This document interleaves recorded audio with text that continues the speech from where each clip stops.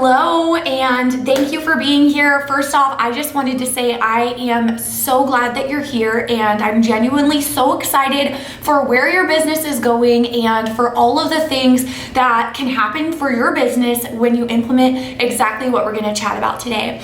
My hope is that this masterclass just feels as though we're just hanging out, you're sitting across the table from me, and we're drinking our tea together while I share with you all of these amazing, wonderful strategies that we will be sharing. I don't know exactly how long this masterclass is going to be, but I know it's gonna get lengthy. I already know that. We have a lot to cover. We are really not sparing any details. There are a lot of questions that I know you're gonna have going into this that we are gonna be covering, and just so many details that are really, really important to know. So I hope that you listen in until the very end, and I also hope that you save this masterclass for a time when you're able to really go through the whole thing at once, take some notes to really just get the most out of it. If you need to listen in when it's a time when you can set your phone down and maybe just listen, whatever you gotta do.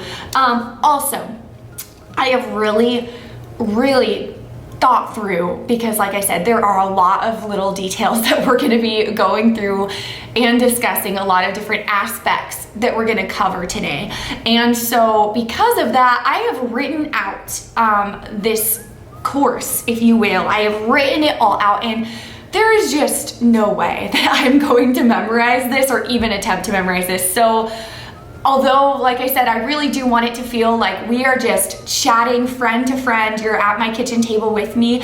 I hope it still feels that way, but just a heads up, I will be reading quite a bit of this because there's just no way I'm memorizing this. But we have, there's a lot to cover, and I really just want to make sure that no detail is missed. So with all of that being said, by the end of this course, you will learn exactly how to have the best clients that you have ever had coming directly to you instead of you having to spend so much time chasing them. I'm going to show you how to attract these amazing clients straight to you so that you're able to make more money while working less. Those are the results that I've seen from implementing these exact same steps. And so I feel very confident that if you stick to this plan that we're gonna share and you actually implement this plan that I'm gonna share with you today, that you will see those results as well. A little bit of background before we get into all of the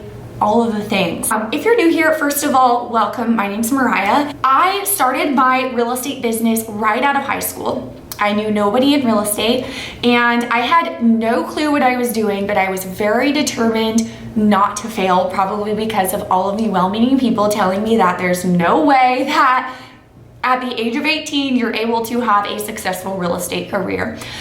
But pretty much 100% of my business the first few years came from cold calling. I would cold call and convert basically the lowest priced listings in our market at the time. I sold so many mobile homes. I would also list regular stick-built homes that were for sale by owners, but they were almost always at the lowest price point in our market, which for a residential home at the time, definitely not anymore, was, gosh, I want to say in the 200,000 range, which is so crazy because there is no even teardown house in our market right now for anything in the $200,000 range. All of this to say, I always had a really good handful of listings at any given time, but I was working non-stop to make so much less than we're able to make now because of how our entire business model has changed, which is what I'm gonna share with you today. Make sure you have a notebook and a pen. I can sometimes be a fast talker, so just a heads up, especially when I'm talking about something that I'm passionate about, and you and your business thriving is something that I am passionate about. So if you need to replay anything, go back at any point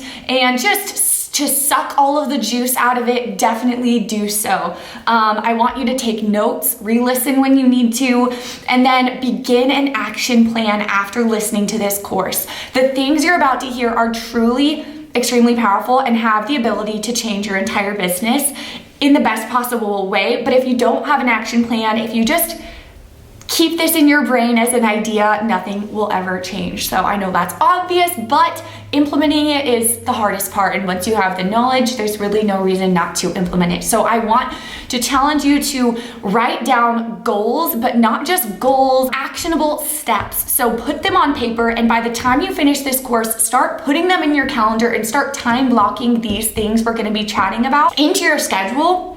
That is how the results will come. So start simple and make sure that you put the first step and then the next step onto your calendar when you're finished with this course. And if you listen to this whole course and you're like, okay, I want to implement this, but I just need some help, then we can chat and see how that might be an option and chat about that after you're done listening to this, if you shoot me an email. Before we get into the how-to though, I think it's really important to share what I believe will happen to your business if you implement what we are going to be chatting about today. And the reason I think that's so important to talk about first is because I can tell you all of the things that to do, all of the step-by-step, but if you don't actually do these things, you won't do the results. And from my experience, I really believe that having a strong why behind what it is that you're doing is going to help pull you through and get you to where you need to be. My hope is that this will help you paint a picture. Okay, so my hope of what I'm gonna share right now, my whole point in sharing all of this, if you will, is to paint a clear picture of what your business can look like and a vision to hold on to as you're in the creating and working, hustling process. It might be tempting to skip through this part and get to the how to, but please don't do that. Let this vision of what your business could look like, hold it in your mind and let it really fuel you on those days when you aren't really feeling motivated to do the work.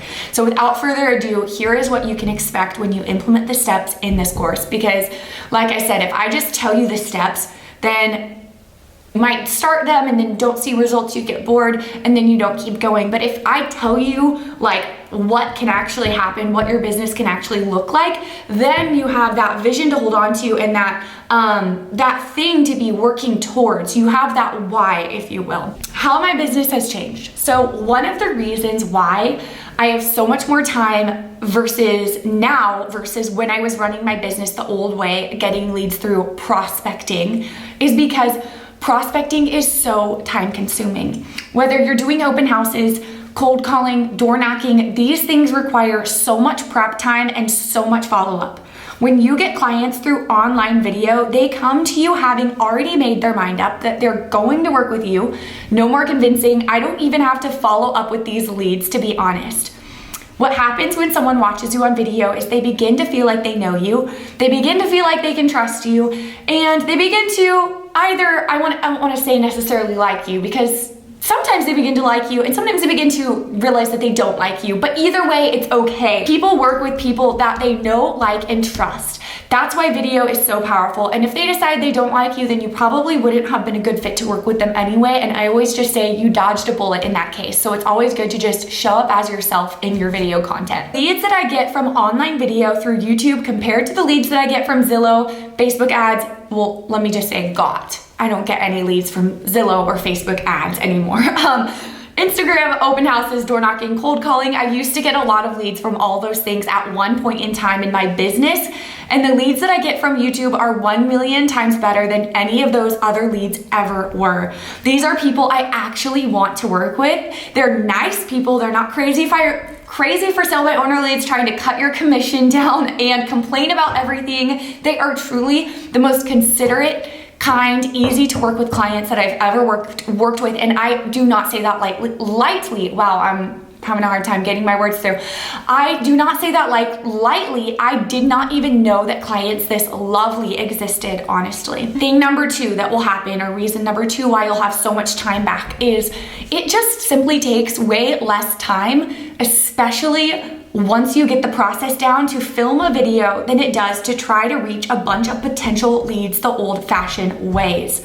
If your video gets 100 views, okay, how long would it take for you to call 100 people? And the best part is that there's a good chance that almost all of those 100 people watching your video are there because they're actually really wanting your services or what you're offering them because they're searching for it. That's how they came across your video. They're not just like scrolling through Facebook and seeing a video they don't want to see. They're actively like putting whatever it is that they're searching for in the search engine of YouTube, and they found your video. So these are like really hot leads. The next reason why you'll be able to make more money while working less once you start implementing exactly what I'm going to be sharing with you today is higher price point.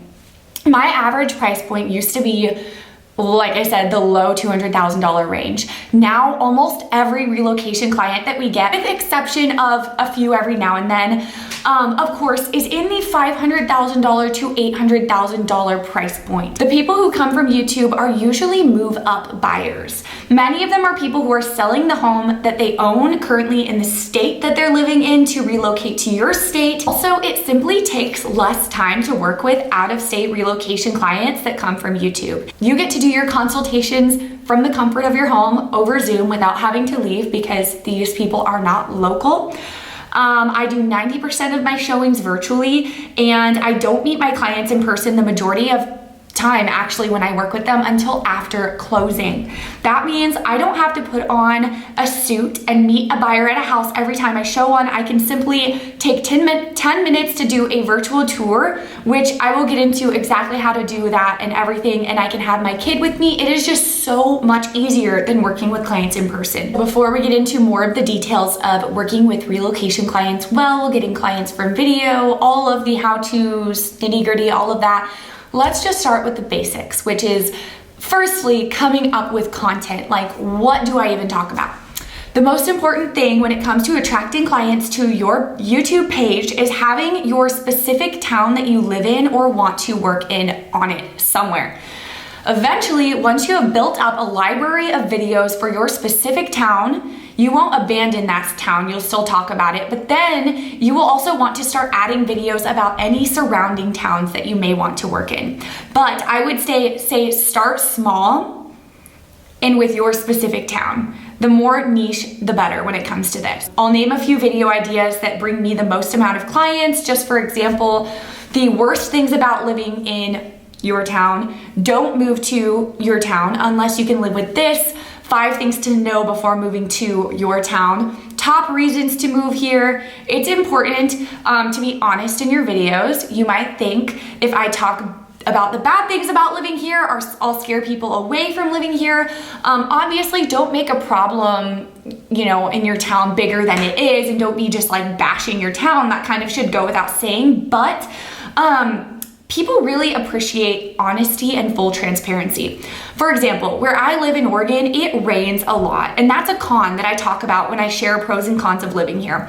However, I don't say it rains every day here. I don't say it's so depressing to live here. I say, as someone who has lived here my whole life, I really don't know any difference, so I truly don't mind it. But it isn't raining every day. We do get a lot of rain. We do also get a lot of clear days. But if you're someone that absolutely hates the rain and does not want to live one day without rain ever, then this might not be the best place for you. So definitely be honest, be transparent. These people are going to find out the cons about where you live, regardless of if you're telling them or not, and it will make them want to work with you and trust you even more if you are sharing both the good and the bad. But like I just did there, don't paint the cons in this like horrible light. Try to paint it in a positive light, but just be honest. Okay, so now you have what I call the base videos done and on your channel. Those are the ones I would start with. What I just told you, those are like the first ones I think that anyone should make when they're doing this type of YouTube channel. These will give you the results the quickest, and honestly, I just think they're the best place to start. You might be thinking, okay, so I've done those videos.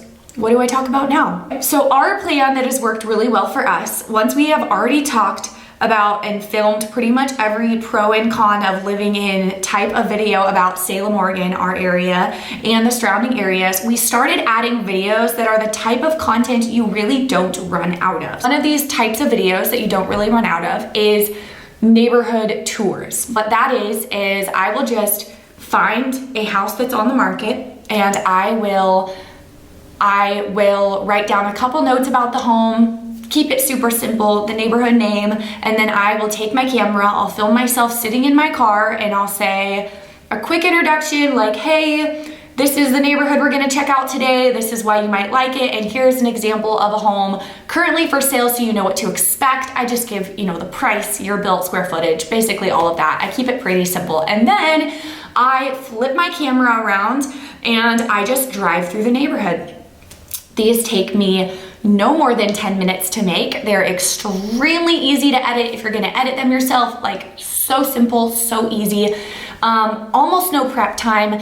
You're educating yourself about neighborhoods, you know, if you don't already know about them, which you should, but if you don't, you're educating yourself, so there's really no downside to doing them.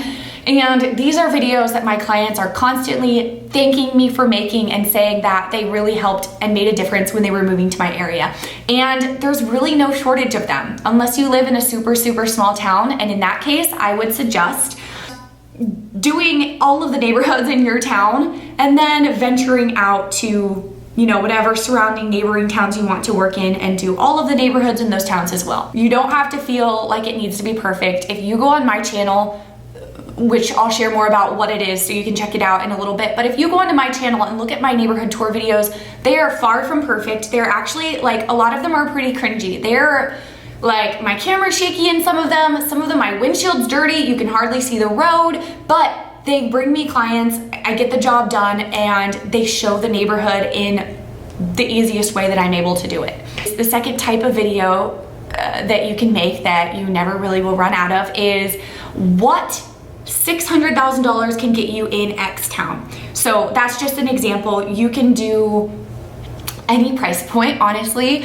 It's very easy. Just find a home that's on the market and then ask the realtor if you can go take a look at it or show it for a video. Generally, we're gonna try to stick to homes that are vacant when we do these. Homes that are vacant, it's staged if possible. A lot of times new construction are great, but that way you don't have to get the seller out of the house and like actually schedule a showing just to do a video.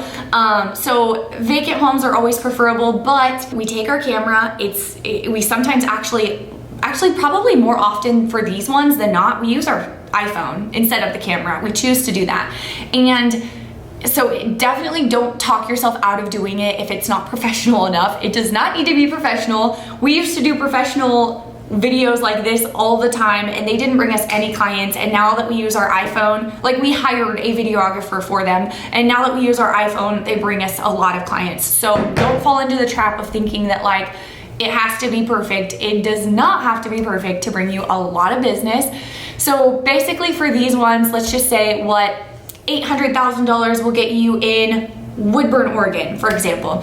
If that's the type of video you're gonna do, I would just find a house around that price point that's vacant, go check it out, do the video. We usually start the video with a quick, we hold the camera like this and just say, hey, I'm here at, you know, this is what this price point can get you in this town, whatever. And then we just walk through and video it on our phone and add some music, and that's that. And the reason that these work is because of the title. You really have to title them right. And that's why I say what $800,000 can get you in X town, for example, because if you're just doing like home tour, no one's gonna find it, the right audience isn't gonna find it, and it's probably never gonna bring you any business. So the title is very important for these. So I would say this is a really good base to start with, but once you make these type of videos, there really is no limit to what type of videos you can make to bring yourself business. You really can tailor it specifically to what you enjoy talking about real estate wise and what style of video works for you. Whether you enjoy making talking head videos, driving in the car videos, or vlog style videos, whatever style it is for you. And maybe that even looks like hiring a videographer and doing it that way. However you can consistently do it and enjoy making these videos is going to be okay. I just think that giving you these base videos, like these are what I would start with.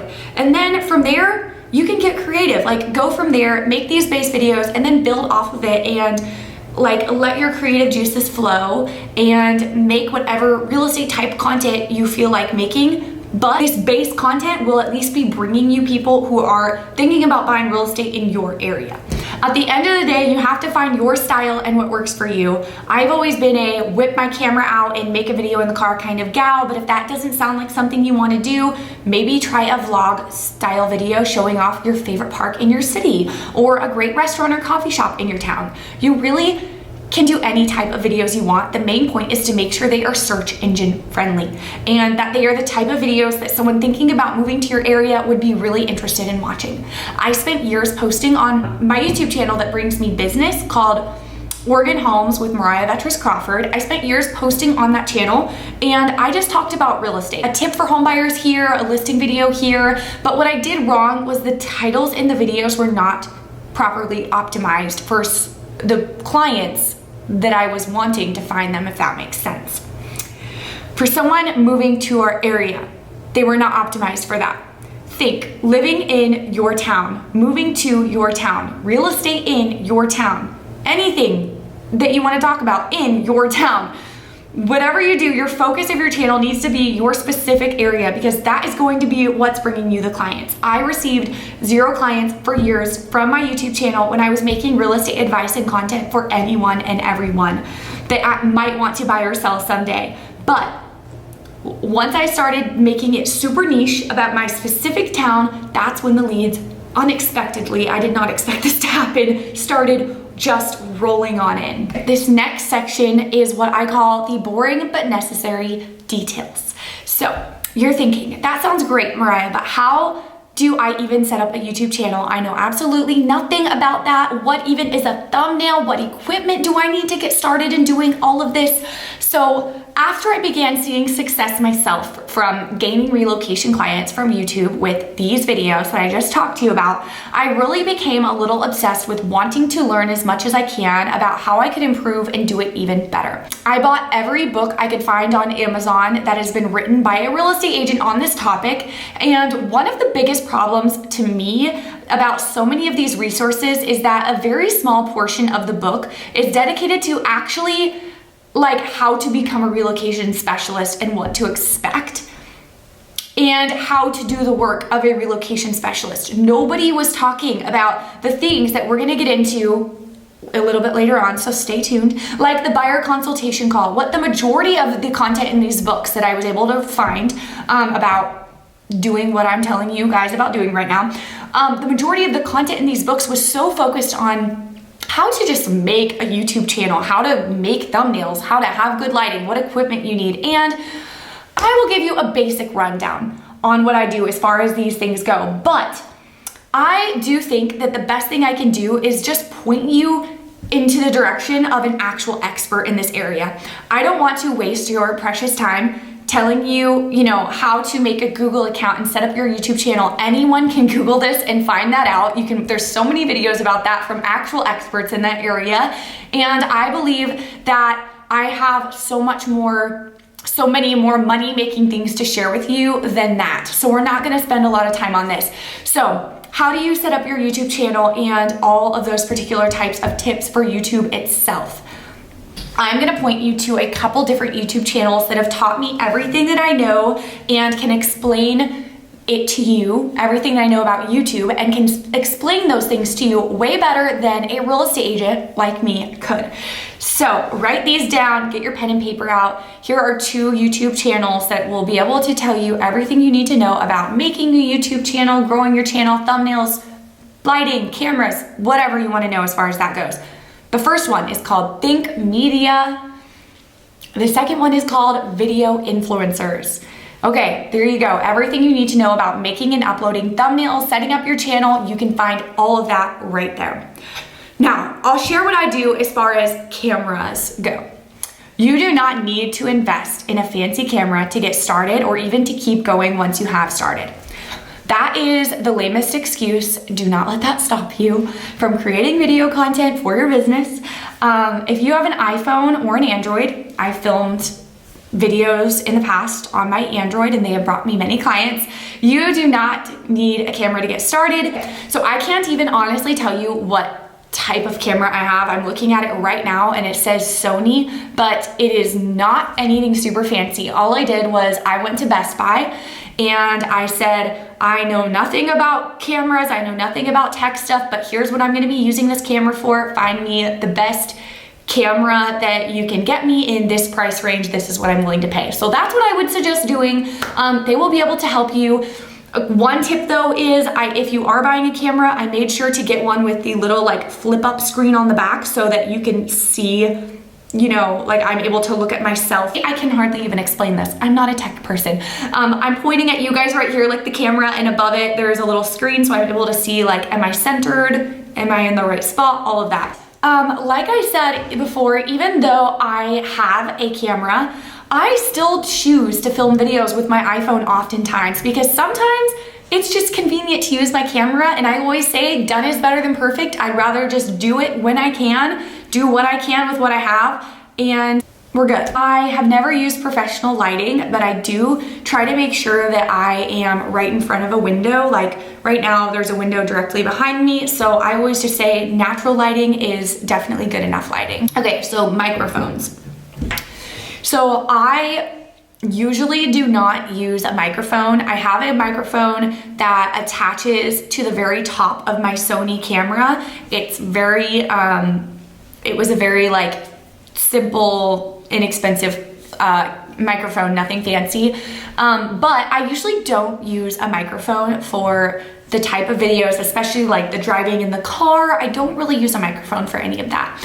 However, sometimes my husband and I do podcast style videos, and we do have microphones for that, which again, we went to Best Buy and told them what we were looking for, gave them the price range, and they pointed us in the right direction. So if you are a real estate agent like me and not a tech expert, then I would highly recommend just going ahead and doing that. Also, again, like I said though, the 2 YouTube channels I told you about, Think Media and Video Influencers, they will have like plenty of videos about microphones, cameras. If you really are the type of person that wants to like sit down and compare cameras and microphones and find the best one, they'll be able to help you with that. Thumbnails. This is the photo that you see when you search for a video on YouTube. It's the first thing you see before you even click on the video, so it is super important.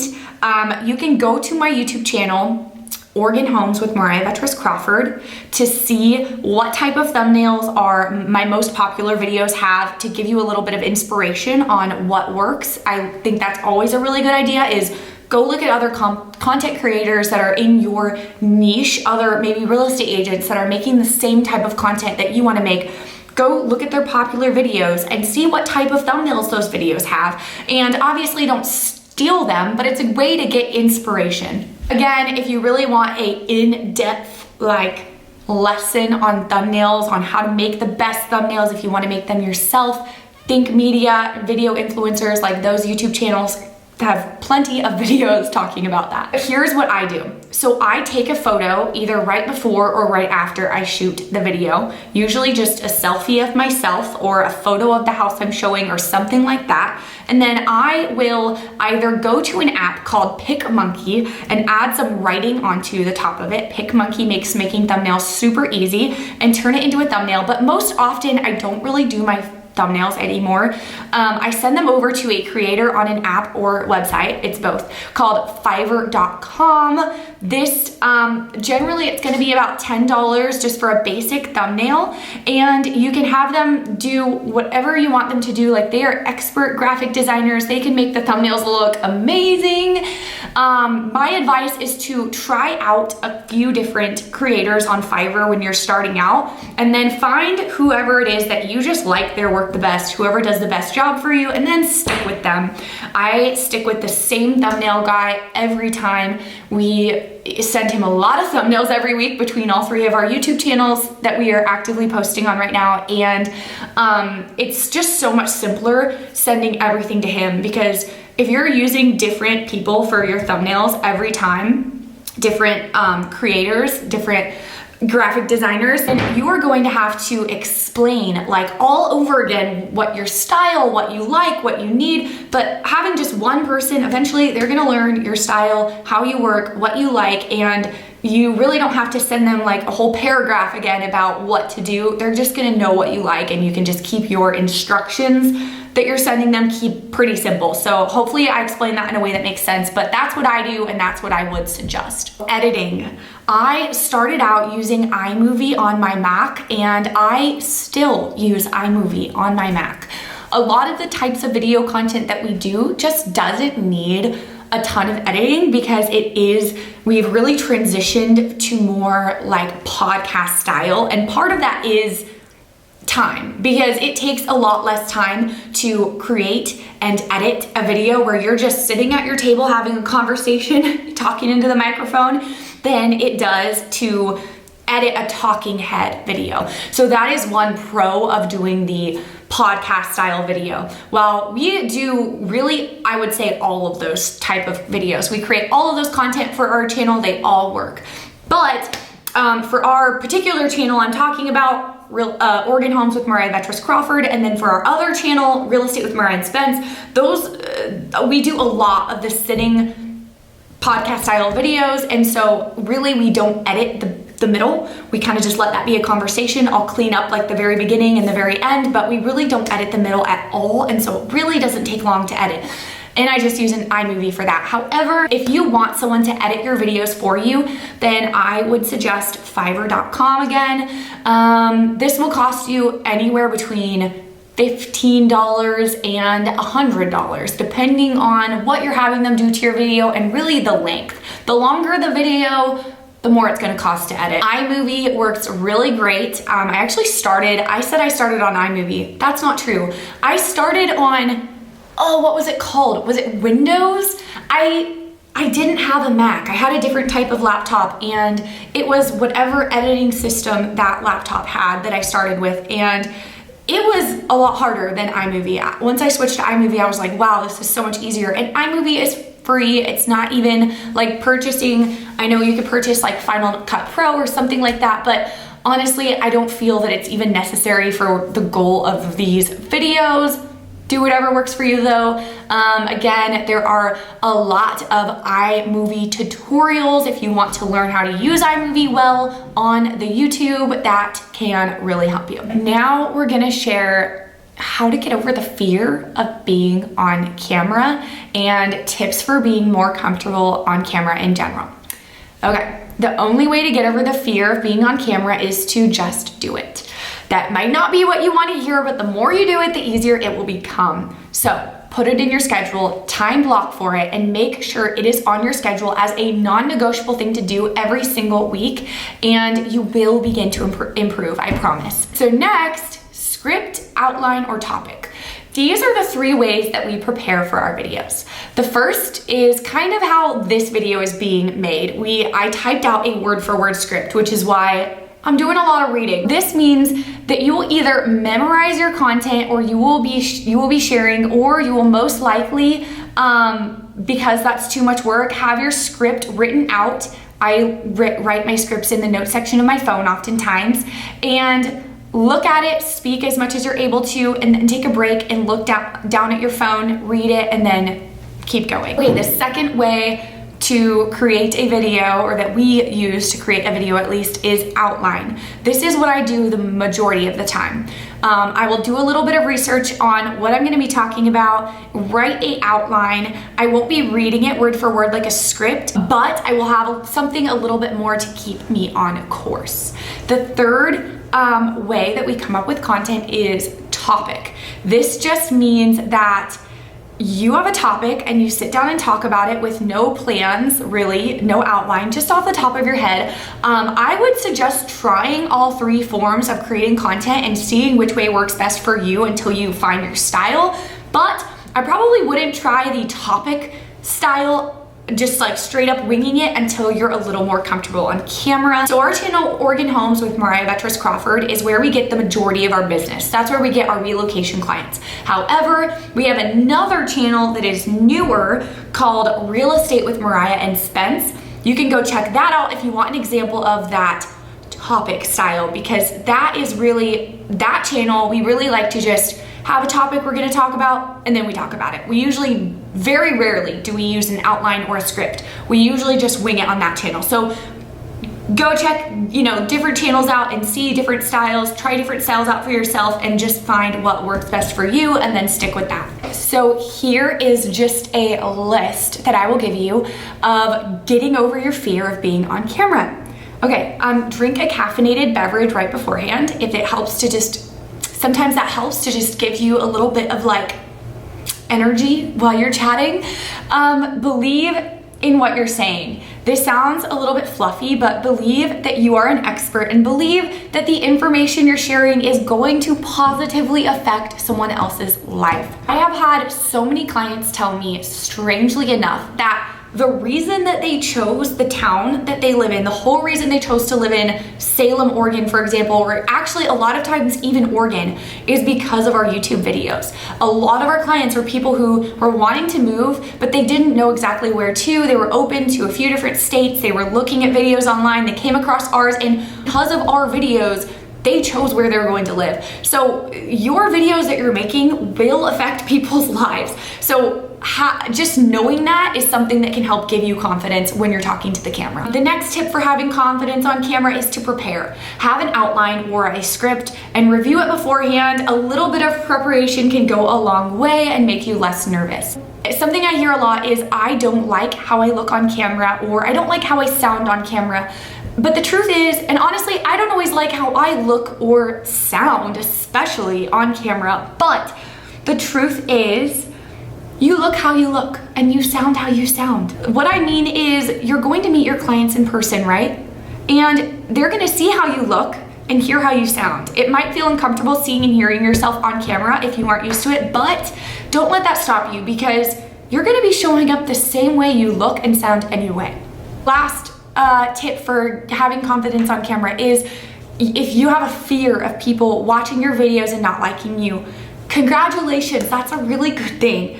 Have you ever worked with a client who your personality did just not match up with and things went sideways? One beautiful thing about getting clients this way through video is that not only will you attract the right people, you're going to repel the wrong people, and that's a good thing.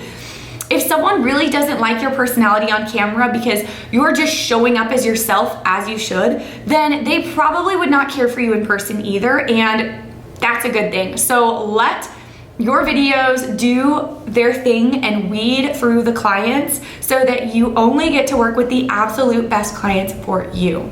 Okay, so now I'm gonna share a couple more technical, practical how-to YouTube tips before we get into the working with relocation clients part. Another YouTube tip for helping clients find you is creating playlists on your channel.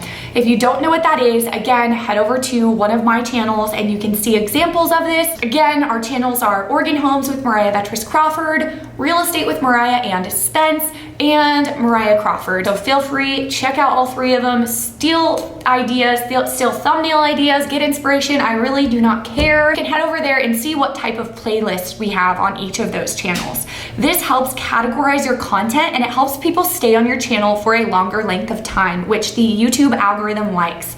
They want people to watch content for longer. So if you are using playlists, it can really help when it comes to pushing out your content, like YouTube pushing out your content, and it can help people just be able to find the right content that they're looking for on your channel easier. So an example of this would be a playlist just for neighborhood tours. We have a playlist like that on one of our channels, and then another playlist that's just for home tours. So what should you call your channel? This is up to you. I don't think the name is going to make or break the channel. I would suggest that you use your name in it somewhere and possibly the town that you live in or have something to do with the area. It can be the name of your real estate team or group. There's really no rules here. Go with what feels right for you. Another tip for YouTube is don't share your YouTube videos on your other social media platforms. So a common way that many people use to try to grow their YouTube channel is by sharing them on their other social media platforms. I'm going to tell you why doing this for this type of channel, at least, is actually going to hurt your channel growth. You want the right people viewing your YouTube videos, not just any person. When you share your pros and cons of living in Salem, Oregon, for example, video on your Facebook page, what's going to happen is all your friends and family who are on Facebook are going to click on it because they're curious. But how many of them will actually watch the whole thing? Because they're not your target audience, they're not your demographic, they're not people who are thinking about moving to your area. Probably not many of them, if we're being honest. It's not because your video isn't great. It's because they already live in your town. They're not your target audience who is thinking about moving to your town. The worst thing you can do is share your video on a social media platform where a bunch of people are likely going to click on your video, but not watch it all the way through. Because this tells the YouTube algorithm that people are clicking off your video right away, and then they're not gonna push your video out in that case. The goal is for your video to rank in search so that you can get views while you snooze and have clients coming to your email inbox through your YouTube video that you made 3 years ago while you're laying on the beach in Cancun. But in order to do that, we don't need a bunch of views, we need the right views. Next tip, don't get discouraged in vanity metrics. When it comes to growing your business on YouTube, if you focus on views and subscribers, you're focusing on the wrong thing. The type of content that I made before I started getting leads on my YouTube channel was much more generic content that had the potential to get a lot more views than the content that I make now, which is extremely niche and very specific to my area. However, when one of my videos had less than 100 views, I was able to get $1 million sale from that. I heard of an agent who was using YouTube to get business, and they got their first buyer when they had 7 views on a YouTube video. 7 views. I would much rather have 7 of the right people who are extremely hot leads watching my videos because they are specifically there because they searched for it, than have thousands of random crappy Facebook leads that are not your target audience, not the right people who are actually going to work with you, if that makes sense. Okay, so now we're gonna talk about what to do when clients reach out to you. So let's go through a quick little checklist first. I created my YouTube channel. I began making my first videos. I began posting consistently on my YouTube channel every week for a couple of months, and I received my first reach out. My first buyer reached out to me. Now, what do I do? So first of all, when it comes to YouTube, I direct every single client to either reach out to me through email or through my website. And when they reach out through my website, it goes straight to my email. That is it. When I first started doing this, I was not specifying where or how the best way to reach me was. And because of this, I would get random calls from people in the middle of the day and I would answer them. It would be someone wanting to move here, which is great, but sometimes I was in the middle of something, or it ended up getting a little chaotic to structure things this way, and especially having a kid at home with me while I'm trying to do this. So what I started to do, which is very simple, and it's brought so much more order and peace into my business, is I direct every person to go through my email or my website only. When a lead reaches out to me from YouTube, it usually goes something like this. I found you on YouTube. I'm thinking about moving to our area. I love your videos. Thank you so much for posting them. For people like us, blah, blah, blah. And then how I respond is always, thank you for reaching out to me. Thank you for reaching out, of course. We would absolutely love to help you. When is a good time to hop on a call with you so that we can get a better feel for where you're at, where you're looking, and how we can best help you?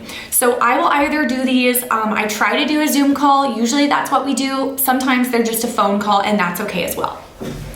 But my first thing that I say back to the client when they reach out to me, it's always, when is a good time for you? It's not, do you want to hop on a call with me? Would you like to have a buyer consultation? It's always, this is the next step. When works for you? We get it on the schedule. How these buyer consultation calls, that's what I call them, help.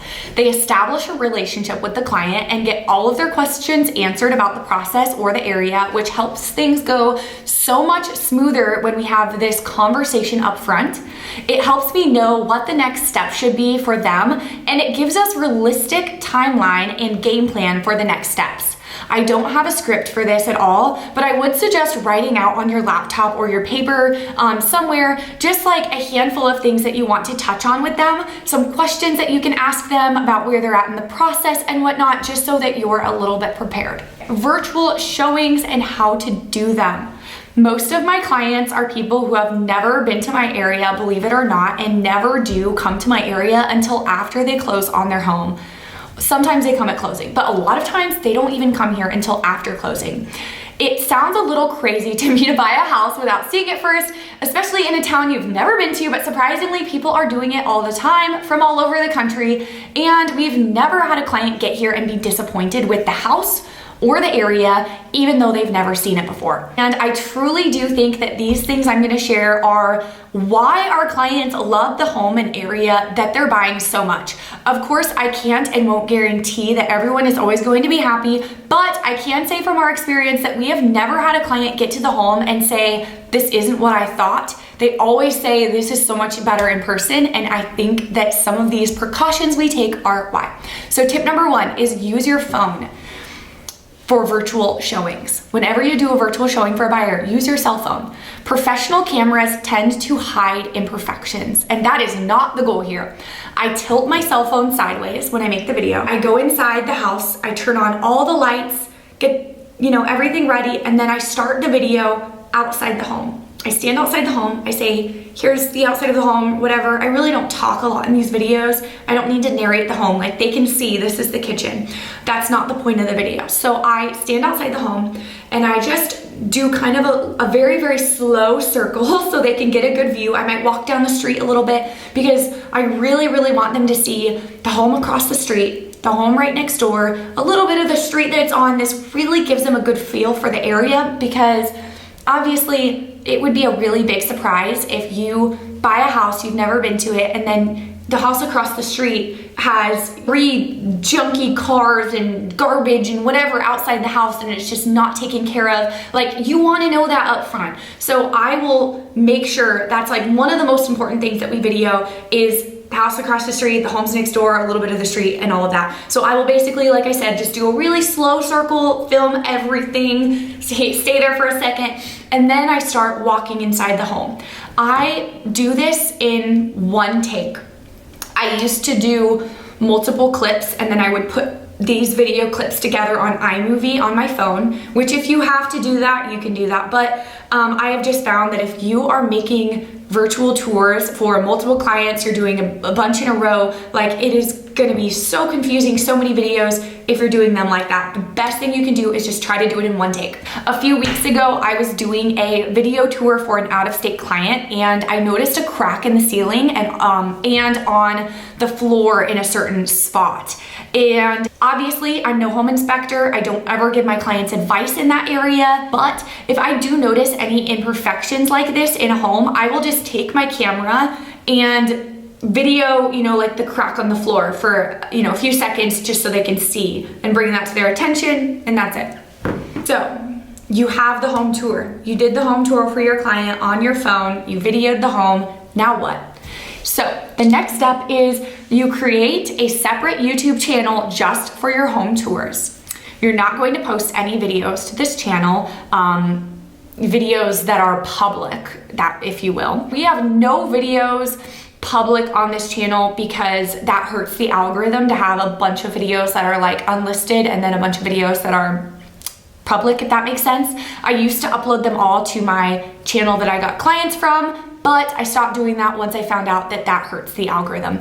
So upload the video. I just use the address of the home as the title of the video, and then make the video as unlisted. So when you upload a YouTube video, you can make it public, you can make it private, or you can make it unlisted. Unlisted means that you can share it with someone, and the only people that are gonna see it is the people that you text them the link or email them the link. Do you talk in the home tour videos when you're doing these videos for your clients, like the virtual tours? I used to. That's up to you. Sometimes if I do the video and then I'm like, wow, I was like panting while I was walking up the stairs, I don't want that in my video, I will just mute the sound and turn it off altogether. I mean, these are not videos that you need to be editing, adding music. Like, that is not what this is for. The buyer just wants to see the home, and what I think it's more important to do, rather than narrating the whole home as you walk through it, take note of things while you're there that you might want to bring to their attention, and then write it down in your phone and tell them after.